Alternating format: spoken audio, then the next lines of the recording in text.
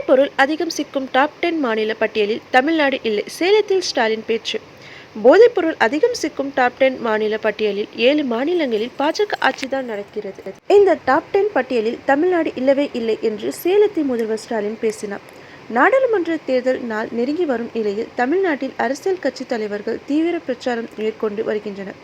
திமுக, அதிமுக, பாஜக, நாம் தமிழர் கட்சி என தமிழகத்தில் 4 முனை போட்டி நிலவுகிறது. இதில் திமுக வேட்பாளர்களை ஆதரித்து நேற்று தமிழக முதல்வரும் திமுக தலைவருமான சேலம் பெட்டநாயக்கம்பட்டியில் பிரச்சாரம் செய்தார். அப்போது முதல்வர் ஸ்டாலின் பாஜக மற்றும் அதிமுகவை கடுமையாக விமர்சித்து பேசினார். தமிழகத்தில் சட்டம் ஒழுங்கு சரியில்லை என்று மோடி தற்போது புது கதையை கூறியுள்ளார். மணிப்பூரில் சட்டம் ஒழுங்கு பிரச்சனை ஏற்பட்ட போது மோடி எங்க போனார்? ரவுடிகள், குற்ற வழக்குகள் உள்ளவர்கள் தான் பாஜகவில் உள்ளனர். இந்தியாவிலே போதைப் பொருள் குஜராத்தில் இருந்துதான் அதிகம் வருகிறது என்று பிடிக்கிறார்களே. ஒரு காலத்தில் குஜராத் முதல்வராக நீங்கள் தானே இருந்தீர்கள். இப்போதும் கூட குஜராத்தில் பாஜக தானே ஆட்சி செய்கிறது.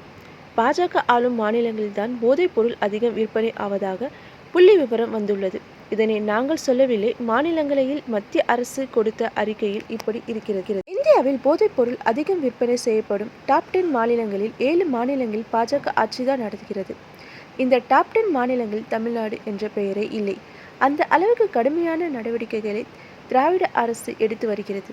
உங்கள் அரசியல் ஆதாயத்துக்காக தமிழகம் மீதும் இப்படி பொய் குற்றச்சாட்டை வைக்காதீர்கள். உங்களுக்கு தமிழ்நாட்டு மக்கள் மீது அப்படி என்ன கோவம்? இது மாதிரி அபாண்டமான குற்றச்சாட்டை சொல்லி தமிழ்நாட்டு மக்களையும் எங்கள் இளைஞர்களையும் ஏன் இப்படி அவதூறு செய்திருக்கிறார்? போதைப் பொருள் தொடர்பான வழக்கில் பாஜகவை சேர்ந்த 14 பேர் இங்கே சிறையில் இருக்கிறார்கள். இதற்கு பிரதமர் மோடி என்ன பதில் அளிப்பார்? இவ்வாறு அவர் கூறினார்.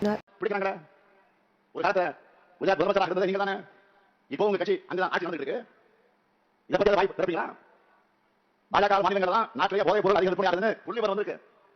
அது ஏதோ நாங்க சொன்னதில்ல. மாநிலங்களவையில டிசம்பர் மாசம் உங்க ஆட்சி சார்பில் ஒன்றிய அரசு அறிக்கை இருக்கு. அது மட்டும் இல்ல, போதைப் பொருள் அதிகமாக கைப்பற்ற டாப் 10 மாநிலங்கள்ல 7 மாநிலங்கள்ல பாஜக ஆட்சி நடக்குது. இந்த 10 மாநிலங்கள்ல தமிழ்நாடு பெயரே கிடையாது. அந்த அளவுக்கு கடுமையான நடவடிக்கைகளை நம்ம திராவிட மாடல் அரசு எடுத்து வருது. உங்க ஆட்சி அறிக்கையில் இல்லாத தமிழ்நாட்டை பத்தி அரசியல் ஆதாயத்துக்காக இப்படி பொய் குற்றச்சாட்டு வைக்கிறீங்களே. உங்களுக்கு தமிழ்நாட்டு மக்கள் அப்படி என்ன கோபம்? இது மாதிரி அபாரமான குற்றச்சாட்டுகளை சொல்லி தமிழ்நாட்டு மக்களையும் எங்க இளைஞர்களையும் ஏன் அவதூறு செய்றீங்க? உங்களுக்கு சொல்லப்படாத தகவல் சொல்றேன். போதைப் பொருள் தொடர்புடைய வழக்கில் பாஜகவை சார்ந்த 14 பேர் இங்க சிறையில் இருக்காங்க. அதற்காக இதற்கு பிரதமர் மோடி என்ன விளக்கம் அளிப்பாரு? பிரதமர் என்பது ஒரு உயர்ந்த பதவி. இதுவரைக்கும் எத்தனையோ பிரதமருடைய தேர்தல் பிரச்சாரத்தை நாம் பார்த்திருக்கோம். அவங்க ஆட்சியில் நாட்டுக்கு செஞ்ச சொல்லுவாங்க, அடுத்த ஆட்சிக்கு வந்தா என்ன செய்ய போறோம்னு சொல்லுவாங்க. ஆனா பிரதமர் மோடி சாதனையை சொல்ல வழி இல்லைன்னு வாய்க்கு வந்தபடி பேசுறாங்க. இப்படிப்பட்ட மோடி அவர்கள் கூட்டணியில் இருந்துட்டு இப்ப அவருடைய டைரக்ஷன் கள்ள கூட்டணி நாடகம். கோலக்குடி பழனிசாமி என்ன சொன்னாரு? என்ன சொல்றாரு? இந்து நாளைக்கு பேட்டி கொடுத்துருக்காரு. அதுல ஏன் பாஜக எதிர்க்க மாட்டேங்கிறீங்கன்னு அவங்க கேட்டா, திமுக தெரிஞ்சு போன பழைய இருக்காத மாதிரியே நம்ம பத்தி பேசுறாரு. பாஜக பத்தியும் மோடியை பத்தியும் பேச இடமான விசுவாசம் இருக்குதான். மாண்புமிகு பழனிசாமி அவர்களே சொல்லுங்க, உங்க தலைமையிலான அதிமுக தமிழ்நாட்டோட இருந்த காலம் தூத்துக்குடி துப்பாக்கி சூடு, உடனடி கொண்ட தற்கொலை, பொள்ளாச்சி பாலி வன்கொடுமை, தலைமைச் செயலகத்தில் ரைடு, அமைச்சர் மற்றும் டிஜிபி மீதே குக்கா வழக்கு, பெண் எஸ்பிக்கு பாலி வன்முறை, சட்டமன்ற என்பதை இல்லாம ஒட்டுமொத்த நிர்வாகமும் முடங்கி ஆட்சிதான் பழனிசாமி ஆட்சி.